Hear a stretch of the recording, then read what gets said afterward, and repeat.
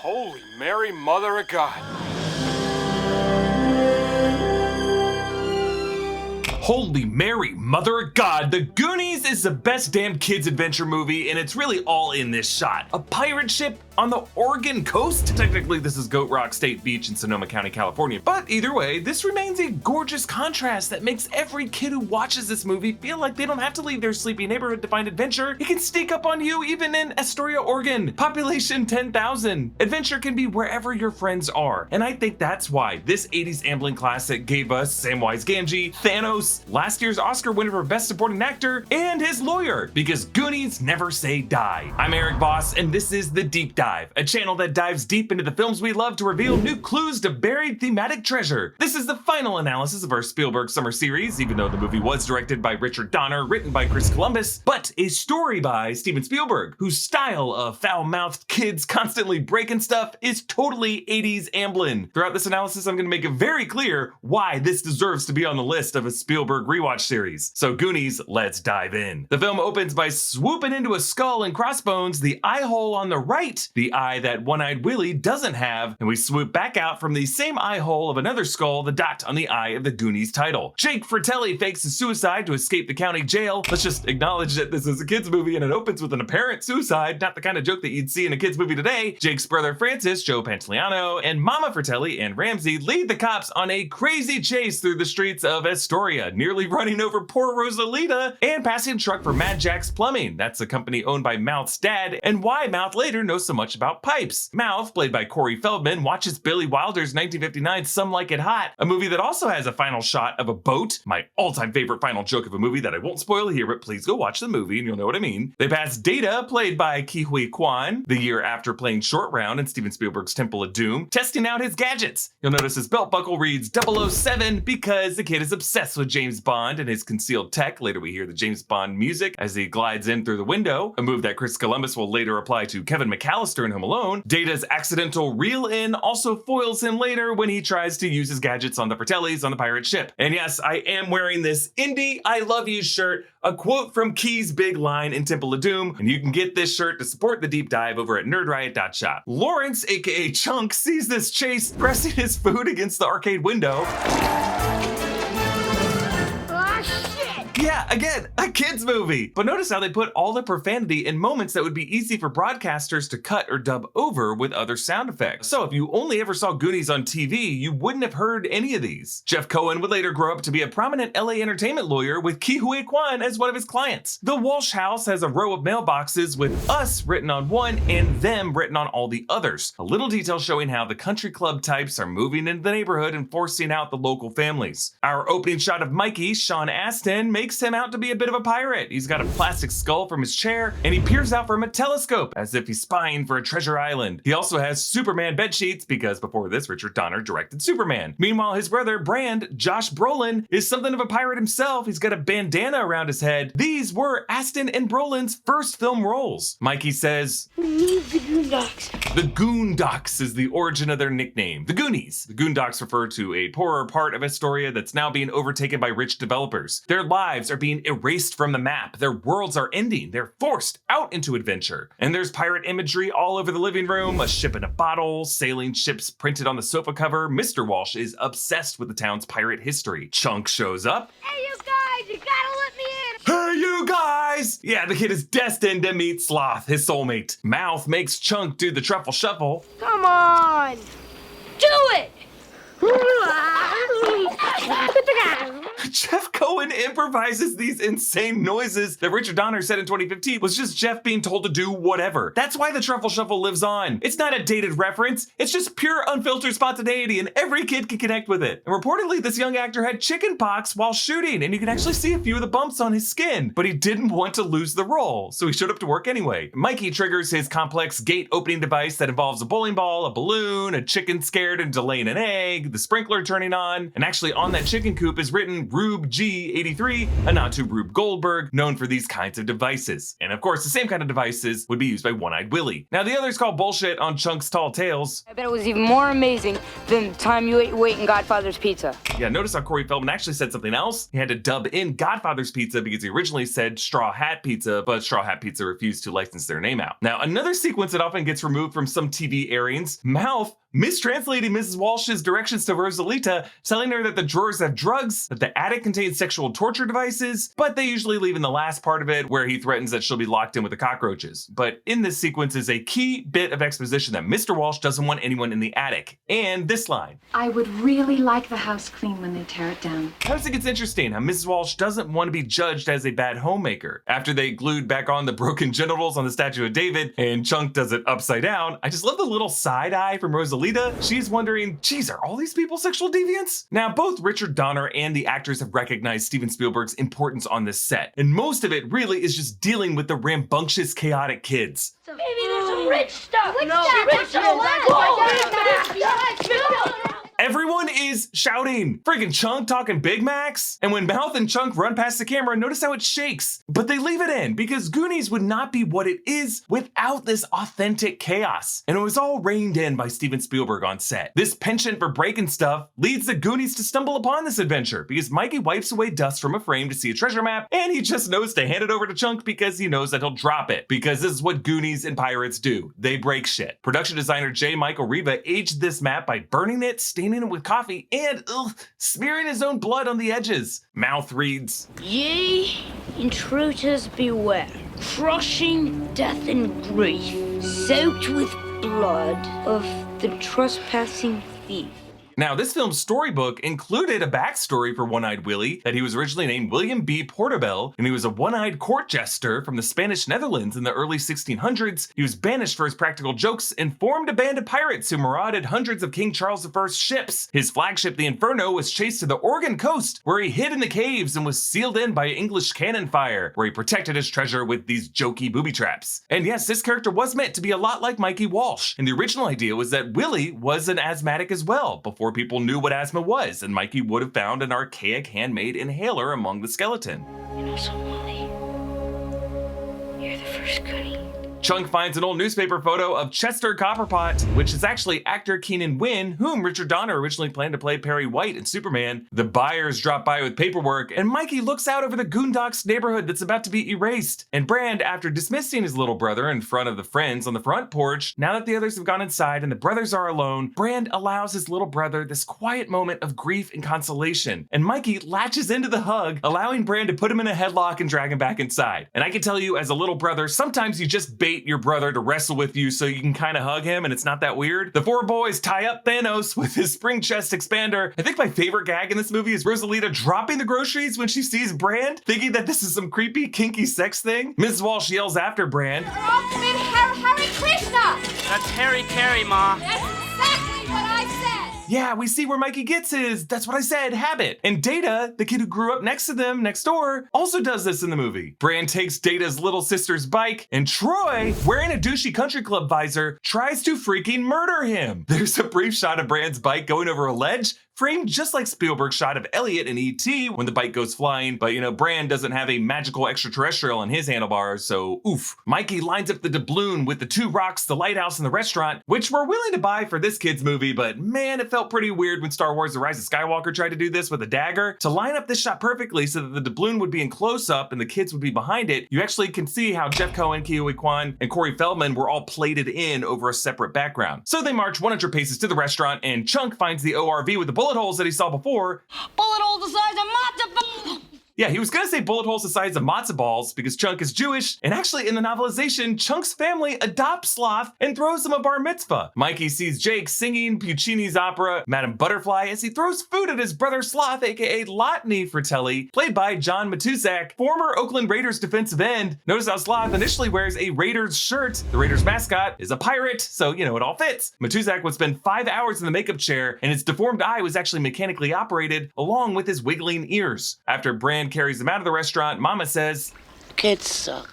yeah, I think we gotta pin that as the root myth of the Goonies. Kids suck, But really, kids are pirates. This movie is not real life, it's a pirate game. A pirate game is a thought experiment in game theory in which a pirate captain has to think through how to play the other pirates against each other. Mama fails because she doesn't value her baby Lotney, and Lotney joins an alliance with the most undervalued Goonie, Lawrence Chunk. Kids win this pirate game because they have no limit. They can smash and annoy, wearing the adults down, and ultimately emerge victorious. Goonies never say die. Hey, look into my eyes. Well, not all the way. Stop and look at the glasses. Look at my glasses! I got them from GlassesUSA.com. GlassesUSA.com is one of the biggest eyewear retailers in the US, offering thousands of eyeglasses and sunglasses such as Ray-Ban, Gucci, Oakley, and more at up to 70% off retail prices. If you're trying to find the right frames before you buy, use GlassesUSA.com's AR virtual try-on tool. I used it to find all my frames and it was super helpful. For the times when you're feeling frame-free, Glasses.com has contact lenses as well. You can get 25% off all contact lens brands, Vista, AccuV, Biofinity, Dailies, and many more. They're available with any prescription and for all uses. Shopping online at GlassesUSA.com is a risk-free shopping experience with free shipping and returns and 100% money-back guarantee within 14 days. And now they're offering new Rockstars fans an exclusive discount on top of any coupon code they currently have on the website, but it's only available for 24 hours. So click on the links at the top of my description box to get all the details.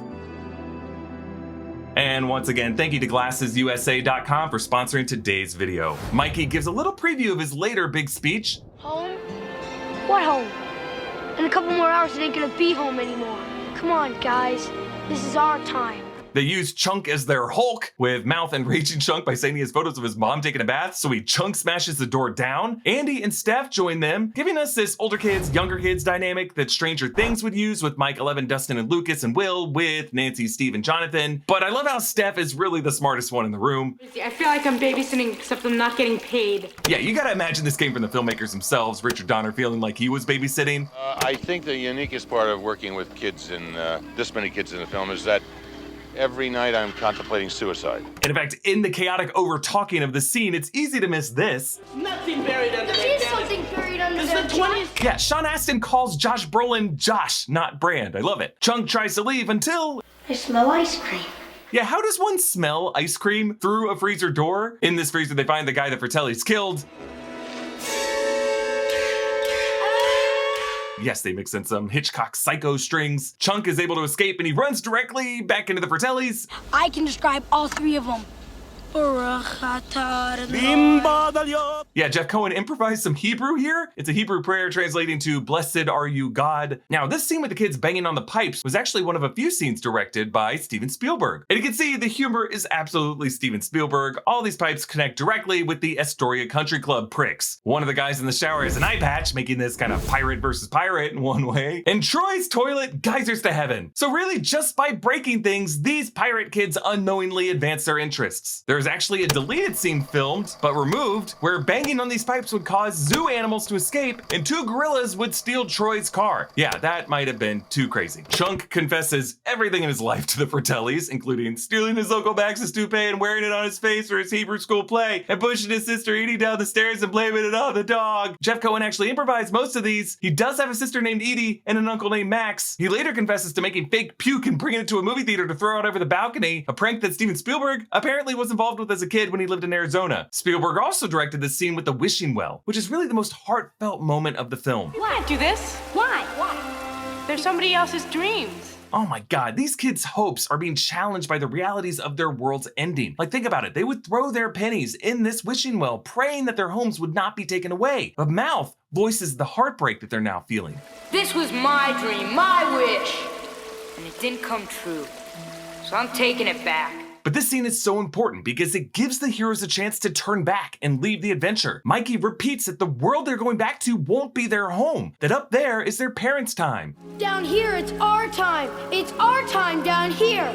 So why does Mikey repeat the speech? Well, it's because before, when he gave the speech, his brother Brand and the girls weren't there. And he knows now that they all have their best chance of survival if they stay together. And you can see why Peter Jackson saw this and thought, yeah, this guy can bring the heat with the "it's like in the great stories Mr. Frodo" scene. Specifically this line, which always gets me. They kept going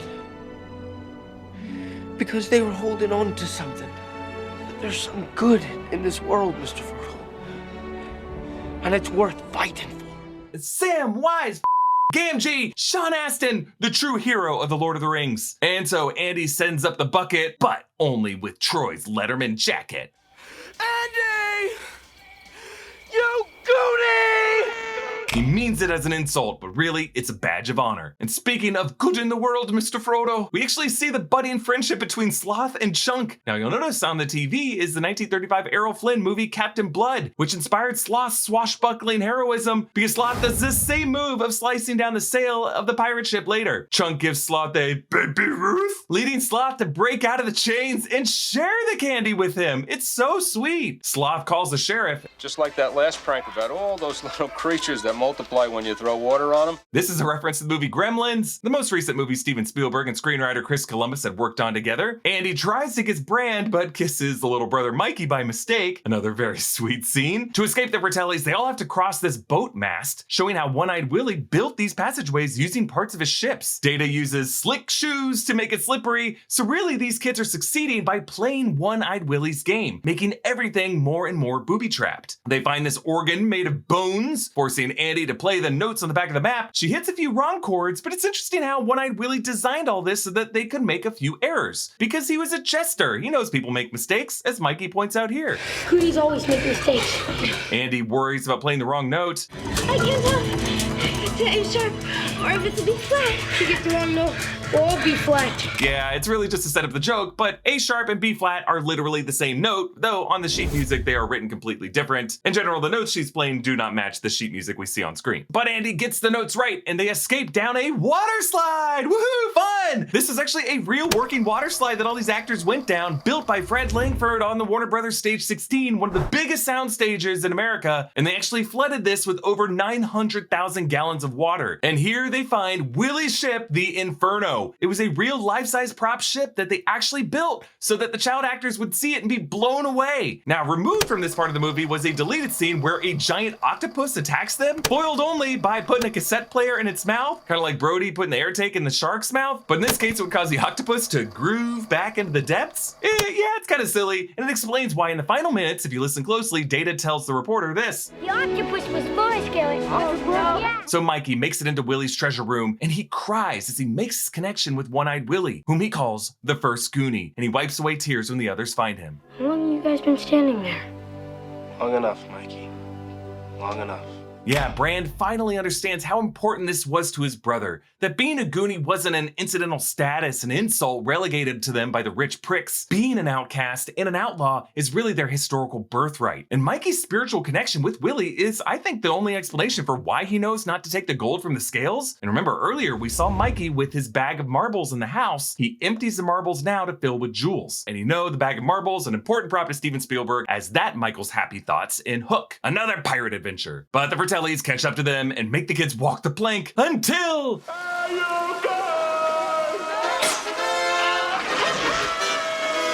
Yes, hey you guys, something Chunk would say, but this also came from Rita Moreno screaming this at the top of every episode of The Electric Company, a kid show that Sloth would probably watch from his TV. Hey, you guys! Sloth rips open his shirt.